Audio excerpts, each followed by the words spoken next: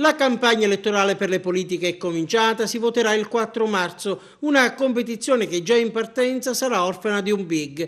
Non ci sarà, così come annunciato a porta Angelino Alfano. Il pluriministro agrigentino ha deciso di tirare i remi in barca, ma resterà a riva ad osservare l'orizzonte, in attesa, acquietate le acque, di tuffarsi nuovamente nel mare della politica.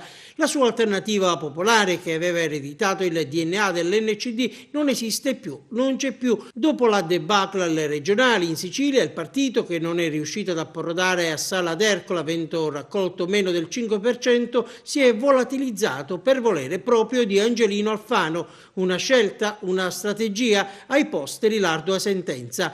E nei giorni scorsi il ministro agrigentino, all'ombra della Valle dei Templi, ha radunato i suoi fedelissimi del territorio per spiegare le ragioni che lo hanno spinto a non essere candidato alle prossime politiche.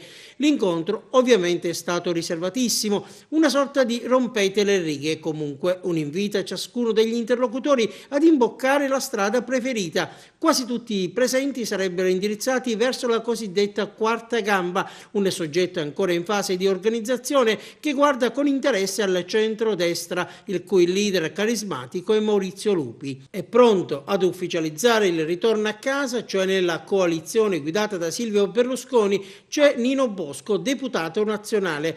Avevo già manifestato la mia posizione in direzione nazionale, ha detto il parlamentare favarese, ovvero la necessità di ricostituire il centrodestra, e sono dentro alla costruzione di questo progetto già da tempo. In questi anni, diversamente ad altri, chiarisce Nino Bosco, io ho sempre ritenuto che l'alleanza con il PD dovesse essere istituzionale e non politica.